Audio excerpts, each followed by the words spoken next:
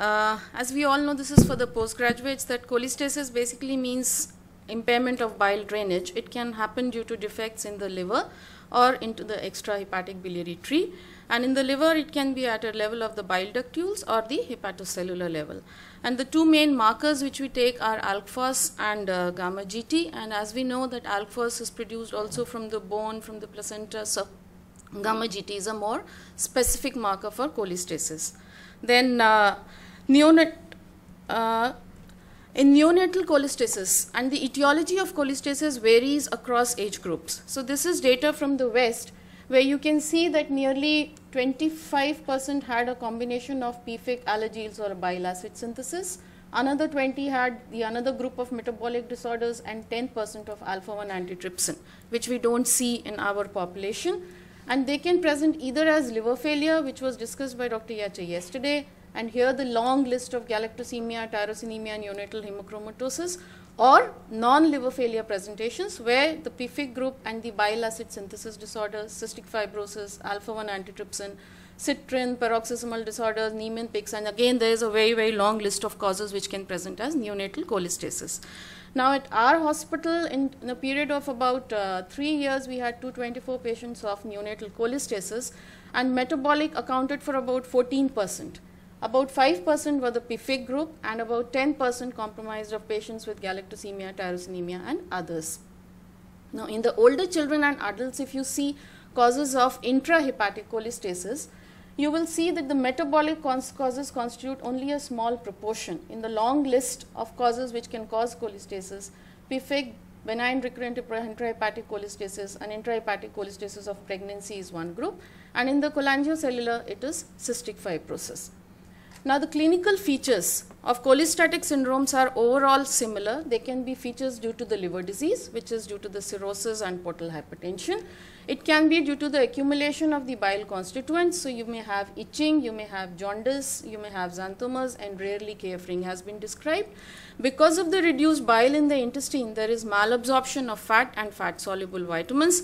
So, you have consequences in the form of vitamin A, D, E, and K deficiency. There is calcium deficiency, there is bone disease. Because of the steatorrhea, there is failure to thrive. So, this would be common for basically all kinds of disorders which are presenting with cholestasis.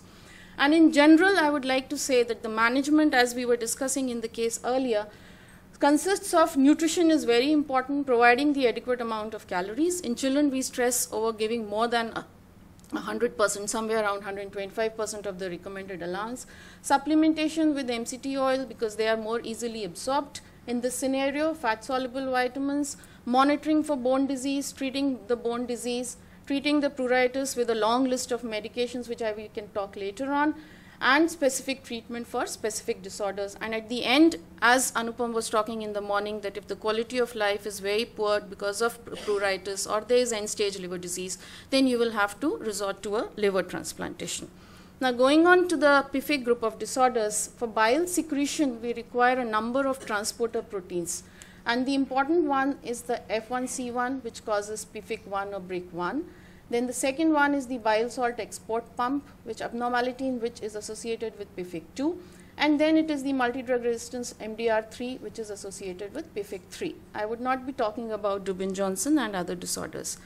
Now, the PFIC1 is basically, you have to understand the pathogenesis. What it exactly does is it helps in transporting the phosphatidylserine from one membrane to the other, the one leaflet. And whenever this is abnormal, the canalicular membrane becomes less stable. And this leads to an impaired function of the bile salt export pump, and that causes the cholestasis. It can present as PFIC1, as BRIC1, or as intrahepatic cholestasis of pregnancy. In the bile salt export pump, which is the primary transporter for bile salt secretion, it again can manifest with either of the three things. And MDR3 is different from PFIC1 and 2 because here it's the phospholipid transport which is affected.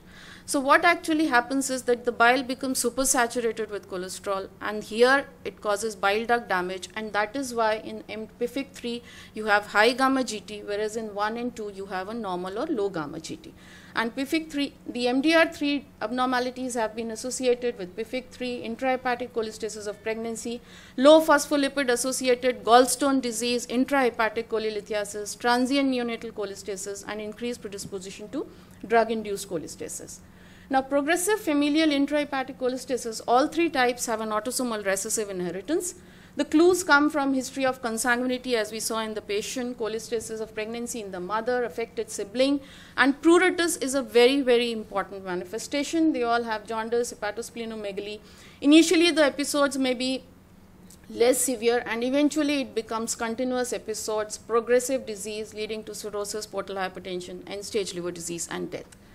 Now, to see the differences between the three types of PFIC, PFIC 1 and 2 have an onset in the first few months of life, whereas the type 3 has an onset as childhood. Adults, it can present as portal hypertension in late childhood, and only a third of them will have a presentation in late infancy. The end-stage liver disease develops most rapidly in the type 2 disease in the first few years, in the first decade in type 1, and later onset in type 3 disease. Extrahepatic manifestations in the type 1 disease, and they consist of pancreatitis, diarrhea, hearing loss, short stature, and abnormal sweat chloride test, whereas none are seen in the type 2 and 3. As I said, gamma GT is low in type 1 and 2, and if you go to the liver biopsy, it shows a bland cholestasis in the type 1. If you see predominant giant cell hepatitis along with some necrosis and portal fibrosis, it might give you a suggestion towards type 2. And predominant bile ductular proliferation, because there is damage to the bile ducts, is a feature of PFIC 3. Electron microscopy may help you in making a diagnosis of PFIC 1, as we have shown. Alpha fetoprotein has been shown to be increased in PFIC2. And now going to the serum bile acids. They are important because they are most markedly raised in PFIC 2 as compared to 1. And if you do a bile analysis, then you will find that the primary bile salts are reduced in 1 and 2, but it would be normal in PFIC 3, because here the problem is of phospholipid transport, which would be reduced, whereas the phospholipids would be normal in PFIC 1 and 2. Now, type 1 and type 2, they are both low gamma GT, both come with pruritus, both have an early onset of disease, and this is a study where they had almost 160 patients who were genetically proven. It's a multi-center study from US. Genetically proven PFIC 1 and 2, and what they found was the ALT and AST on an average were higher in type 2. The serum bile acids were much higher. Giant cells were seen in a much higher proportion. Gallstone disease was much more common in type 2 disease. Portal hypertension was more, and HCC was more in type 2, whereas growth failure and extrahepatic manifestations were largely a feature of type 1 disease. So the presentation is similar, but what we have to remember is type 1 is a multi-system disease, and type 2 is a more severe hepatobiliary disease with gallstones and a risk of HCC and cholangiocarcinoma. Now, immunostaining, which was discussed, this is possible for PFIC 2 and 3, where you do a BACP and MDR3 antibodies are used for immunostaining. And if it is absent, it favors a gene defect. But here the caveat is that even if you find that it is present, a normal staining does not rule out a gene defect, because the mutation may cause a loss of function, but still normal synthesis. So if it's absent, it helps you make a diagnosis, but if it's present, it does not say that this is not PFIC. And still, although the diagnosis at our level, we do it on a clinical LFT and all these things, but genetic testing would still remain the gold standard for diagnosis. Now, management. As we said, apart from the general management, the pruritus is the most important symptom, and we try to control it. This basically shows the combined experience of various studies and how effective. You can see that UDCA helps in the low gamma GT in about 30% of the patients, whereas it's got more efficacious in the PFIC 3.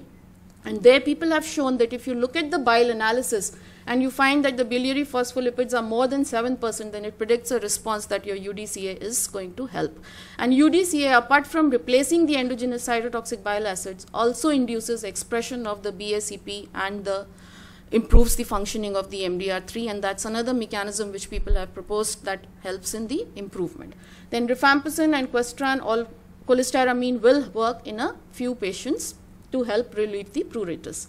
Now, going to the partial biliary diversion, this basically the mechanism is that it reduces the enterohepatic circulation, because we all know that it's the terminal ileum where the bile is absorbed. So if you remove that, the bile pool will reduce and the pruritus and other things are expected to improve. It can be either external, where you make a jejunal conduit between the gallbladder and the stoma, or it can be internal. In internal, there are two options. One is you do a gallbladder and a colon anastomosis, which is known as jejunal conduit between the gallbladder and the colon, or as we were discussing, you do an ileal bypass, which is the ileocolonic anastomosis. And it has been shown to be successful in nearly up to the tune of 80 to 85% of cases. It stops the progression, and even histopathological studies have shown that it reverses the fibrosis in successful cases. And the only predictor is that if there is significant cirrhosis, then it may not work. So that was what I was trying to say, that you don't have to waste a lot of time. But if you're doing an external biliary diversion, then it's very important because you'll be losing bile there. So to ensure adequate amount of fluid and electrolyte balance and whenever you are doing an external diversion, there are no randomized controlled trials to compare which one is going to work one over the other. But there is information that if you do an ileal bypass, then because of the ileal adaptation, the symptoms have been shown to recur within a period of 1 year. And there is a suggestion that you may do a nasobiliary drainage in order to select patients who are likely to respond to biliary diversion. But this is just an opinion. Now, this is basically how darkly pigmented the hands become, and this is after the external biliary diversion. This is the coarse granular bile which we see in PFIC 1. And then whenever you have an end-stage liver disease or there's no response to other therapy, you will opt for a liver transplantation. The survival is similar to the other conditions like biliary atresia, but guarded prognosis in type 1 because the diarrhea may worsen, because once you restore the biliary secretion, there is more of bile coming into the intestine. And in one of the papers, in one child after the transplant, the diarrhea worsened, and they did Questran and they tried, but still the diarrhea remained a continuous problem. And the other, which Dr. Mistry was discussing, was that the fatty changes. Post-transplant steatosis was seen in nearly about 60% of the patients, and that becomes a problem whenever you are doing a transplant for PFIC 1 cases. And I would like to say that HCC monitoring should be done from the first year of life in patients, especially in PFIC 2 patients. Now, going on to the other part of the spectrum, that is the benign recurrent intrahepatic cholestasis. Here, the patient will present with recurrent attacks of jaundice, pruritus, steatorrhea, and weight loss. Pruritus precedes jaundice, which is an important pointer, because in acute viral hepatitis with pruritus, you will find that it's first jaundice and then pruritus. Here, it's the other way around. Each attack can last anywhere from 2 weeks to 18 months, on an average 3 months. The improvement in appetite heralds the resolution of the attack. In between the attacks, the patient is absolutely symptomatic. In BRIC, the child or the patient will not progress to an end-stage liver disease ever. And the average frequency is about once every 2 years. Most of the times, these patients will have their first attack before 20 years of age. There is no progression to CLD, and it has been shown that many a times you'll find that these attacks might be precipitated by an acute infectious episode. And the factors why these episodes occur, what causes their resolution, is still unclear, but it has been proposed that infection-related endotoxemia might cause a downregulation of the bile salt export pump and thereby predispose them to develop an episode of cholestasis. And the prototype is BRIC, is the type 1, but BRIC has also been described in all the other 2 mutations. And so what is it which decides that a patient will develop PFIC? Will he present with an end-stage liver disease, or will he just continue to have recurrent episodes of cholestasis? Again, it is not known, but whatever is suggested is that the mutation, if it occurs in a highly conserved portion, it causes a presentation which is more severe, whereas if the mutation occurs in a non-critical portion, which is causing still there is some residual amount of activity, the patient might present to you as a recurrent episodes or a BRIC-like episode. The diagnostic criteria for BRIC are that at least you should have 2 episodes of jaundice which are separated by symptom-free interval. The lab value should be consistent, GDT should be normal, severe pruritus, you have ruled out extrahepatic disease, liver biopsy if you do during an episode should document central lobular cholestasis, and obviously there is absence of other factors which are associated. The treatment for BRIC is again correction of coagulopathy because vitamin K deficiency, if it is any there. Symptomatic treatment of pruritus, we treat with rifampicin, cholestyramine, UDCA, and naltrexone. And if all of them are failing, then nasobiliary drainage has been done, and it showed a response in 7 out of 9 patients within 48 hours. Drugs may be tried for 4 to 8 weeks to see a response maximally, then you can go on to nasobiliary drainage. And people have also tried MARS in refractory cases, and there are 1 or 2 reports of even a liver transplantation, but that's a question mark for a benign disease for treatment of refractory pruritus. Now, the third disorder which I would be talking about would be intrahepatic cholestasis of pregnancy, and this occurs because there is high estrogen and progesterone metabolites during the pregnancy, as well as these patients have been shown that they are heterozygous for mutation in the BACP or MDR3 gene, and it is higher in twin pregnancies. Usually the mother would come with a pruritus with mild jaundice, and the constitutional symptoms are there. And the diagnosis is made by the raised serum bile acids, more than 10 micromoles per liter, but then obviously we cannot do it here in many of our centers. But the important point to remember is that symptoms would resolve within 48 hours, and the biochemical abnormalities also resolve within 2 to 8 weeks. And here this is important because it's associated with fetal complications like IUD, meconium stained liquor, and preterm labor. And the risk of adverse outcomes increases with the levels of serum bile acids. And in this condition, UDCA has been found to be very effective. In fact, there are 1 or 2 patients have been reported where the patient had cholesterol, where the patient had Stone disease at first, then developed intrahepatic cholestasis during pregnancy, and then went on to develop even a biliary cirrhosis. So in the same patient, as the patient evolves, you may have different manifestations of this disease. And here UDCA is very effective, and some people also recommend an elective delivery at 37 weeks because most of the intrauterine deaths have been shown to occur after 37 weeks in intrahepatic cholestasis of pregnancy. Now, just a few words about bile acid synthesis defect. It's an uncommon disorder. It affects less than 2% of liver diseases in infancy. Multiple defects have been identified, and the commonest presentation is with neonatal cholestasis. Or the child can present with jaundice, hepatomegaly, steatorrhea, failure to thrive in the first 3 years of life, and untreated they will develop cirrhosis and end-stage liver disease by 5 years of age. We miss this group of disorder because we don't have the capability of doing the bile acids as we were discussing, but we should make an attempt because this is a very well treatable condition. Just supplementation with the bile acids, chenodeoxycholic, with or without cholic, causes a complete reversal. And these patients do not require any other treatment. They have a very good prognosis if they are picked up in time. And the way to diagnose is that they have a normal gamma GT, but they will have a reduced serum bile acids. Whereas in PFIC, you will have a higher serum bile acids. And you need a urinary bile acids by mass spectroscopy. But the thing to remember is that if you are ever asking for it, stop the UDCA at least for 5 to 6 days before you ask for it, because the UDCA interferes with the testing, and so it should be stopped.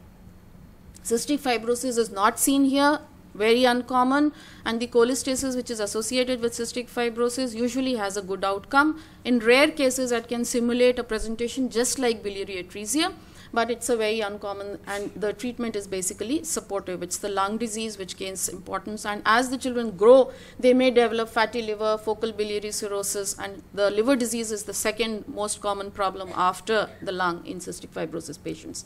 So whenever you have a patient with cholestasis, I would say that the first step is to differentiate between extra and intrahepatic cholestasis by history, physical examination, and imaging to the extent. So most of the times an ultrasound is good enough to exclude extrahepatic disease. Now intrahepatic disease, look at the gamma GT. If it's low or normal, then you have either PFIC 1 or 2 or a bile acid synthesis disorder, as we were discussing. If you have a low gamma GT, you would not consider the other differentials. If there is pruritus, it favors PFIC 1 and 2. If the serum bile acids are raised, it is PFIC 1 or 2, whereas in bile acid synthesis disorders, the serum bile acids would be low. Now, if the gamma GT is high, if you have pruritus, again you'll have to think of PFIC 3, alpha-1 antitrypsin, allergenes, etc. If it's absent, you will have to think of various other causes. There's a long list of causes, but the main importance is to differentiate between the causes. For low gamma GT, you have just these 3 causes, which helps in making a short differential. And the clues to differential diagnosis will come all the way. What we know and we try to look at, they may come from the face examination, like this is Alagille's facies, this is citrin we discussed, this is Zellweger. It may come from the eye examination, where you can have a cataract or you can have a cherry red spot, which will point to a diagnosis of a storage disorder. It can come from a simple ultrasound in a neonate who's presenting to you with cholestasis. It shows a choledochal cyst, and also by the stool examination. This is the white stool which you will see in biliary atresia, whereas a child who's coming to you with cholestasis with PFIC will not have, mostly will never have this kind of white stools. And when you do an ultrasound, you see a triangular cord sign, so this helps in making a diagnosis of biliary atresia, and also from the biopsy. So the clues for diagnosis will come at multiple levels, and you need to be aware of the findings and make what I would say is that the long list of metabolic causes of cholestasis. But the priority should be on causes which are treatable, where you can offer a treatment to the child.